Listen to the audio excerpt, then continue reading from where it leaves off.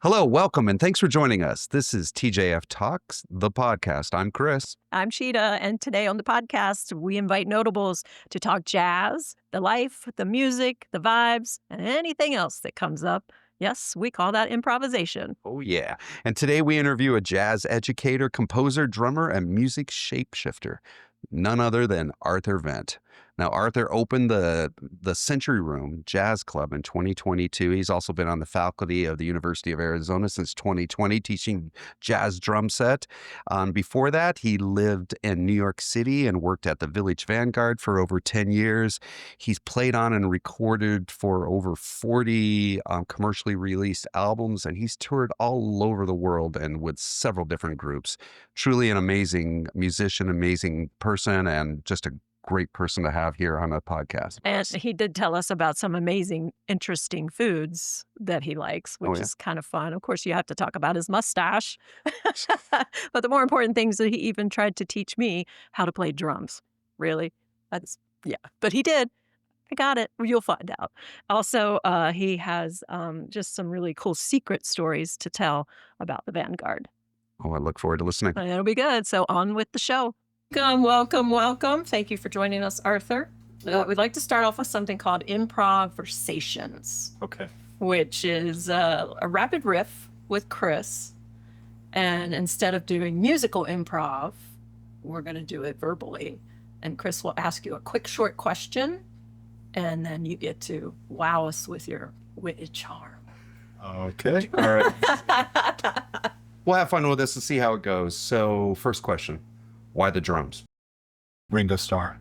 Believe it or not jazz, but Yeah, it doesn't have to be. yeah, when I was 4, I saw Hard Day's Night for the first time. And there's a scene where they're in a car playing cards, and then they transition to playing a song, and Ringo's there playing the drums. And I remember the first time you really see him play the drums in the film. Yeah. And I was like, what is that? I mean, it. And then I watched that movie over and over and over again. And I would just study him and watch what he would do and then try to figure it out myself. So I got my first drum set at 6, and then it was from there. Yeah, it was over from there. Yeah. Jazz artist that's on the soundtrack when you work on your car. When I work on my car. Okay, so maybe you're not a mechanic. How about when you're doing the honey-do list at home or some other talent that you have? Yeah. Well, a lot of times I find myself listening to music that I'm learning for a gig, because I play pretty much every week at the Century Room, and oftentimes I have to learn new music for that gig, whether it's an artist's original music or maybe we're doing a celebration of someone's music. So then I always do a deep dive the week before the gig, listening to everything. So coming up, at the Century Room, we're doing a night of Keith Jarrett's European Quartet. So that's what I've been listening to at home pretty much nonstop for the last couple share with the weeks. family? Does the family get to listen to it too, or is it in your ears and your headphones? I try to put it on, but there's a lot of competing stuff. Two kids, and so yeah, sometimes it's earbuds, and also sometimes it's I can't do it during the day, so I at night I'll have a moment where I sit on the couch and I'll Just take focus it in. and listen. But yeah, I find myself, that's what guides my listening right now is, well, what am I getting ready for? Or what am I kind of, even if I have an artist coming in that I'm excited about, I'll listen to their music. So even though it's work, is it still enjoyment? Oh, totally. Yeah. Yeah. Is there a guilty pleasure that you like to go to sometimes to escape all of that work? Yes, which isn't jazz. That's my guilty pleasure Right, when I don't yeah. listen to Yeah, of jazz. course. Like I went through a big Stan Rogers phase. I don't know. He was a Canadian artist that kind of revitalized sea shanties. Oh, wow. So for a couple months there, that was my guilty pleasure. Sea shanty. And I drove my family crazy because every morning I'd put on the best of Stan Rogers and sing along, and yeah. And the kids were like, "Oh, you're embarrassing me." No, Not quite. my son got into it. Oh, good. A little Awesome. bit, yeah. So we sing sea shanties occasionally. Perfect. That's a Love cool that. dad. Yeah, Yeah. that is a cool dad thing. Yeah, favorite jazzy drink. Oh, jazzy drink. Well, the Century Room has amazing cocktails. That's true. And the tumbleweed is my favorite there, and it's served with I like spicy things, so it's served with a jalapeno garnish. Ooh, nice. So that's my favorite jazzy drink for sure. Is the jalapeno before the drink or after the drink? I usually try to get extra, so it's just like constant. I had pickled jalapenos for the first time this last week. They were amazing. For the first time. Yeah, I've never had them pickled. They were like cut like pickles, and they were part of a sandwich. And I've always just had them. Well, I'll say my favorite sandwich is a peanut butter and pickle sandwich, and then you level it up by putting pickled jalapenos with the pickled cucumbers with crunchy peanut butter. That's living large. I'm not sure I believe that. Yeah. All right. Musical question. In drumming, we learn rudiments. What's your favorite rudiment or the most effective rudiment that you use all the time? Oh, well, I mean, paradiddle is the basis of so many other things, and it's the most applicable in different settings. Like you can play funk grooves with a paradiddle, but in jazz, great drummers like Philly Joe Jones, he used the paradiddle all the time in solos. And then there are all these variations from the paradiddle. So I'd say the paradiddle is so for layman's, i.e. Chita, who has no idea what that's not true. I've heard the paradiddle. Yeah. Can you show us what a paradiddle is? Well, Chita, you can learn this really easy. Great. I love show and tell. It's a balanced rudiment. So you do it once on the right, and then you follow up and do it once on the left. So it starts with the right hand. Right, left, right, right. Do that one again. Right, left, right, right. And then you follow it up with left, right, left, left. And so. Now I'm lost. Left, right, left, left. Okay, yeah. So in reality, I have heard other drummers say paradiddle. Yeah. Didn't know what it was, but I like to pretend like I knew what it was. My dad's a drummer, so he'd be proud. Yeah. But it's great. You can add accents into it, so. It reminds me of tapping. Like there's certain steps and, steps that drumming and tapping are like very much aligned. The one came from the other, and then they talk to each other each much. And that adds fluidity to drumming. I think that's what, that would be my take on what you were saying, that like, because it moves from one hand to the other, as you're moving across the drum set, it allows freedom to like have the right hand to go here and the left hand go over here and still keep the movement. Yeah. And also if you're just playing on like snare drum, if you're just playing on one surface, it adds more depth to the rhythms that you're. And you can add accents to that too. But if you add these double stickings in there from the paradiddle, you have a lot more peaks and valleys and creates just more interest. Now, if there's a student that comes in and do you start with the paradiddle? Yeah, it's the kind of And legit, if they can't do the paradiddle, say like a Chita student, and are you like, well, let's talk about? Well, actually, really the first thing I start, like when I used to teach beginning drums, was actually patting your head and rubbing your stomach, because you're teaching your hands to do two different things at the same time. Because playing drum set, you need to have interdependence between all your limbs. You have to be able to do 2, 3, or 4. You have 4 limbs, 4 things at a time. So the very first thing I do is pat your head, rub your stomach, rub your head, pat your stomach, switch hands. And, once they can cross that hurdle, then the paradiddle comes. And is the room in a roar of laughter when you first present that?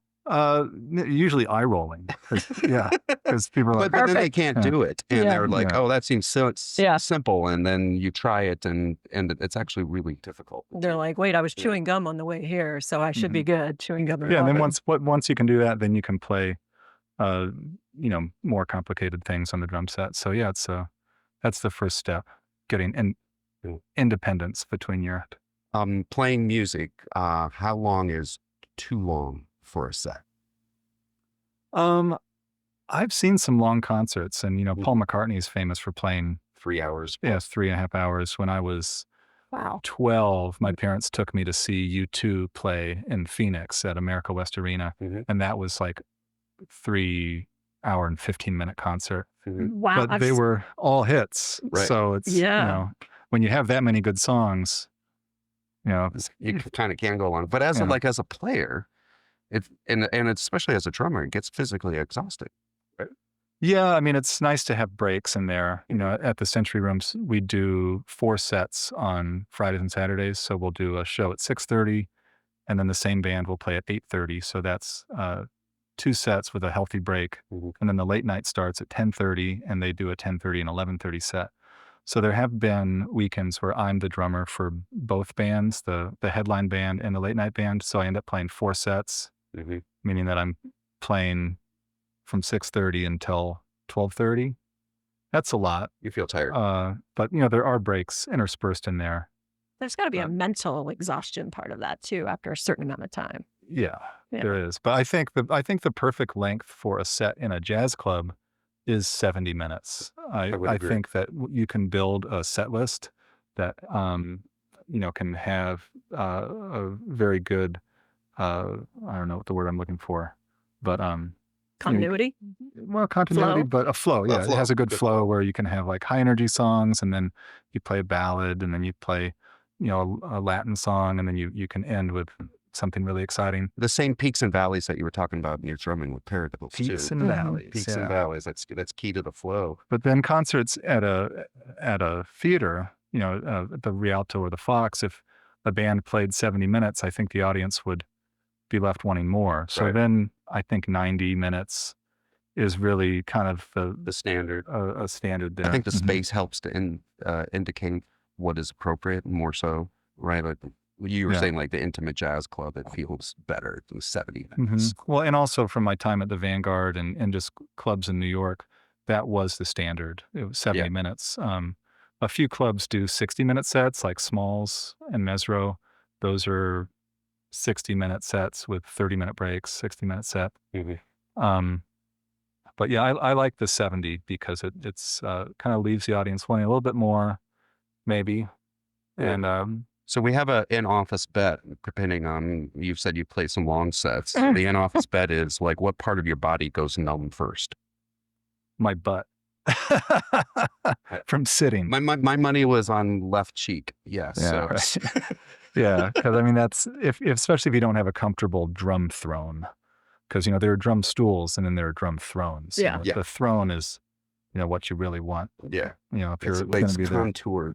Yeah. I've seen. Yeah. It's I definitely helped load and unload drum equipment with my dad. Yeah, that's the hard part. I mean, that's like, what is this funky thing? Yeah, I've always said that musicians love to play music, so we'll play for hardly anything, but we get paid for schlepping the gear, setting up. Yes, I've heard that. It's all the work before and after. You're really the a gig. mover. All right, last question, and in this section, and all your answers have been enlightening. Were you born with a mustache? No, I wish. And has anybody ever seen your upper lip in the last 10 years? During COVID, when there was masking, I did lose the mustache because it was, when I first started wearing a mask all the time, it was kind of annoying. And I figured no one's going to see my face anyway, so I'll get rid of it.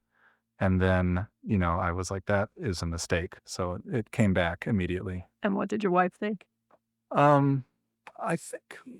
I don't know. You'd have to ask her. You don't want to speak for her. I think she likes it. But yeah, I mean, I come from a family of mustache wearers. My uncles had mustaches when I was growing up. And then my dad grew a mustache once on a trip to Mexico. And I remember this distinctly. I was young. I was maybe 3 years old. But we came to pick him up at the train station right there on Toole Avenue. And he came off the train after two and a half weeks in Mexico, and he had grown a little mustache in Mexico. And my mom made him go into the bathroom of the Hotel Congress and shave it off. Don't even get in the car. Yeah. So I saw my dad with a mustache for like 5 minutes as a little kid. And then my mom said, go in the Hotel Congress and shave it off. So is the mustache then a rebellious thing? Yeah, maybe. Oh, okay. I'm getting to the nitty gritty here. This was new. The soul patch is a recent addition to mix it up a little bit. Yeah. Is it? So it's sort of like a character. You're a character. Your mustache is a character. Was that intentional, or you're just like, no, I just like the look of it? Now all of a sudden, like the Like mustache we precedes associate it you. with you. I mean, like Yeah. your whole your logo is you with the mustache. Yeah, and I mean, it's silly in a way, but then you think of people like Tom Selleck or Right. Keith Hernandez, and when they don't have a mustache, you're kind of like, You don't what's know who they are. going on? Exactly. So You're it's like naked. Your face is naked. it's like if you were to get LASIK surgery, it would take some getting used to, but For sure. it's like same thing with the glasses. I don't know. I don't. I guess I'm not used to my face without glasses. So if I Yeah. if I were to start wearing contacts, I would not feel like myself. So Yeah. I'll put them back But on. you look good with either. Mm. All right. Before we move on to Thank the you, next section, Khris. if you're watching this, Arthur is sporting a great new shirt. And if you're Oh, listening, tell us what you're wearing right there. Well, I'm representing the Century Room, the white and gold, black, white, and gold of the Century Room, and Can you buy those shirts at the Century Room now? yeah, no, we have them there. Black isn't a really popular color to wear in Tucson in the summer, but it's 107 outside, but I figured I could. Come October, wear 'em. November, I will get my Century Room shirt and Century Room parka. Hopefully you'll have those for sale as well. Yeah, maybe pullover sweaters or something. Pullover sweaters. That would be good. that would be awesome. One of the next things we want to talk to you about is something that we came up with. We dug pretty deep, decided to, dig up some roots, some people who might know you, maybe an associate, maybe a family member or a friend from long ago. We asked that person to give us a question to ask you. Oh, see, interesting. and that look is So exactly what we're I going have- I have for. two. And they're not that crazy. So we talked to your good friend Paul Bowman over at the Century. Another And, character.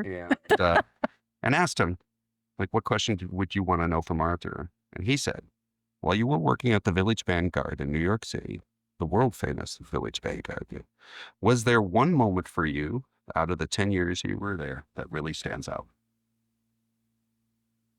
Wow. Yeah, there were so many. Right. And Was there a Ringo Starr moment for you there? Maybe I could frame it in, something that like, wow, that changed the direction or something for me. Yeah, I mean, there were something that I would do that maybe some people don't know, and maybe I shouldn't say this, but You should say anything you want. I was the last person to leave every night. I had the keys, so every whole staff, the musicians would leave, the staff would leave, and it would just be me. And I would every night sit behind whoever's drum set was there Ooh, and play a little bit on their drums. And inside scoop. yeah, That's so cool. there are some drummers who maybe aren't going to be happy to hear about this, but that was really inspiring to me, and I learned a lot because I would hear how drummers tuned their drums, what their cymbals sounded like, what kind of sticks they used. In the positions of the drums, did they change Yeah. dramatically? Did that change your feel or perspective as well? Yeah, it totally did. And then also just to have that feeling of sitting behind the drum set in this, the space that is filled with musical ghosts, was inspiring, That's really such a- was. That's such a cool story. I mean, Yeah. I can feel it, like it's just hitting me right here. Like I'm sitting, like where whoever name your great Yeah. drummer, Philly Joe Jones was just sitting. Well, there's there, so many like, at I Vanguard, just- so. or whoever it was. I know, Yeah. I know, And like there the was- best of the best have gone through there. And then there were a couple nights where the drummers were hanging out because I got to spend time with a lot of the musicians after they'd play because they'd sit at the bar, and a couple of them were like, "Oh yeah, go play for me." So then to sit behind Bill Stewart's drum set Mhm. and have Bill sitting in front of me having a glass of wine and I'm playing for him on his drums was pretty cool. But yeah, I mean, the people that I met there, the music I heard, it all just was a part of the experience that kind of shaped me.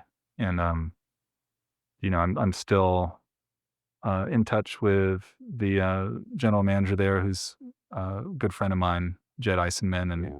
kind of a mentor figure too. He's always a phone call away when I'm, beating my head against the wall about some problem, because I know that he's dealt with it and Yeah. can have some insight. And so yeah, That's think. really cool. On the first day, you walk in to go to work for the first time. Mhm. At some point during that day, was there a moment where you're like, what is happening right now? I'm here doing this. Like, it sort of pinched me, but it was more like, might have been a moment of imposter syndrome. Well, my first day there was mopping and taking out the trash. Okay, So- I would definitely be saying, what am I doing? Yeah. No, but I knew what I was doing there because I wanted an in. I just wanted to work there. Sure. I wanted to be in the room and I wanted to be around the people. And, eventually I worked my way up to do other things. But Well, yeah, that's what you do, right? When you're passionate about something, you're like, I don't care what I do. I just want to get in there. There's so many, my background's radio. So there's so many people who are like, I'll take out the trash. I'm like, okay, Yeah. kid, get over here. So Right. yeah, Yeah. Oh, you definitely worked your way up from, like, I love that. it's the best way. Yeah, like Yeah. you've done every job in the room, and now you're running one of the premier jazz clubs in the United States, in the world, honestly. And Hmm. that's a cool story. Another one other quick question, and this is from Kenji, a fellow drummer in town, and he asked the question that every drummer asks another drummer: Can I borrow your stick? Well, he borrows everything. I mean, at the Century Room, I keep my drum sets there. I keep all my cymbals there.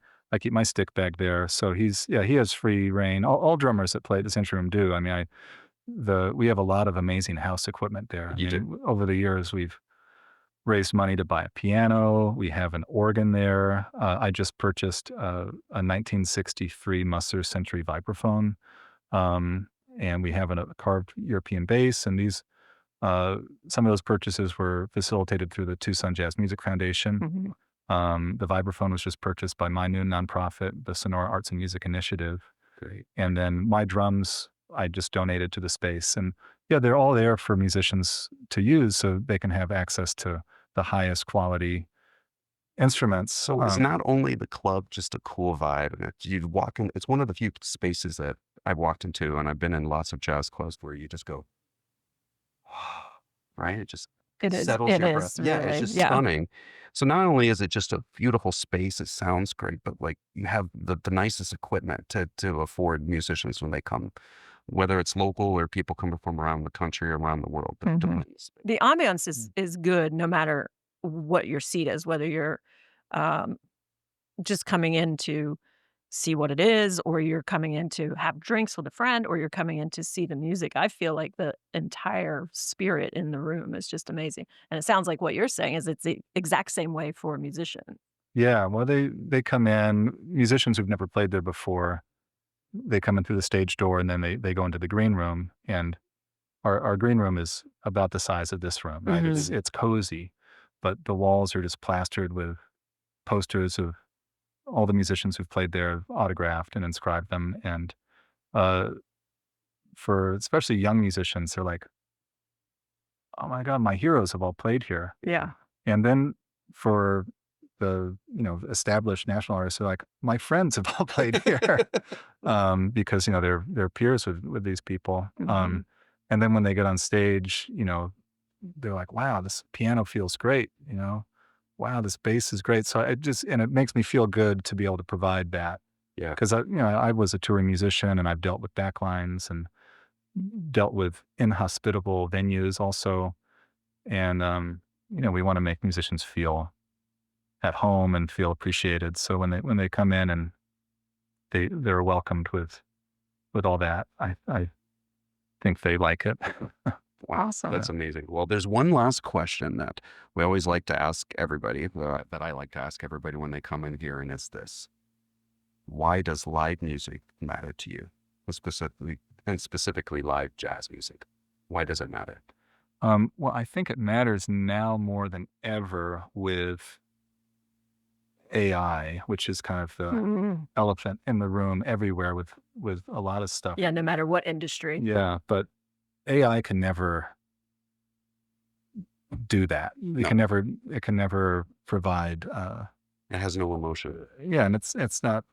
You can listen to recordings at home, and a lot of people maybe don't even know if something's AI created or digitized. But live, it's visceral and it's in the moment, and sound is vibration. So if you're sitting in a room and you have instruments that are actually moving the air in the room, you're having like a physical reaction to it as well. I think there's some healing properties to that. And then to see people take chances on stage when they're improvising, people may play things they may never play again, and you were there for that moment to experience it. And because I know that in inspired moments, I've done things that I've not been able to recreate, even if I wanted to, Right. because it was a product of the time, place, the people I was performing with, and I can never recreate those parameters again. So Imagine the prompt that you would have to write in AI yeah, to recreate that. It would be just insanely stupid. There are no robots, no AI at the Century Room, and we're talking to the real live person, Yeah. Arthur Vint, here today. You were magical on stage, and you create great music not only when you're playing, but what you bring into this community at the Century Room. Yeah, thanks for coming in. It's so awesome. you. ArthurVint.com is the place to get more information about you. yeah. And it's a fun website. I've been to it, and I like the writing is fun. And of course, very informative about your background and things that you're doing. And if you go to the Century Room Jazz Club, you can, see Arthur there working or performing. It sounds like you kind of take over many times. I'm there about once a week performing, and then there are, most days during the day, pushing papers and sending emails. But Well, yeah. it's always busy and always swinging, as you kids Yeah, like to say. My schedule is on centuryroomtucson.com, and we do our best to keep 2 months of schedule up, but we just keep adding shows every day. Like after this, I'm just going to go back and add some. Work on put shows. some more shows on. Yeah. I love Great. it. Thank you so So much, much. Arthur. Yeah. It's been a pleasure. Thank you. Talking to Arthur today, can you imagine being at the Village Vanguard, seeing world famous musicians come in and out of that room all day long, and being the last guy in the room at the end of the night, sitting on a drum set and playing on the drum set that your jazz hero was just playing on? No, not at all. And he seems so very chill about it. He's all like, yeah, I did that. I did that. Yeah, I did that. But the secrets. Right, but like it gives me chills just thinking about that, like, and what you learn from that, and you feel the energy and see the space, and that was really fun and enlightening to hear that story from Arthur today. Also, we talked about his mustache. I mean, nobody wears a mustache better than Arthur. That's true. And he just went with it. It's like, I'm used to this. Yeah, that's right. And and all the great work that he does at the Century Room here in Tucson, Arizona, literally one of the best jazz clubs anywhere around. It was a great time with Arthur Vint today. Yes. Thanks for joining us. A definite treat. See you next time.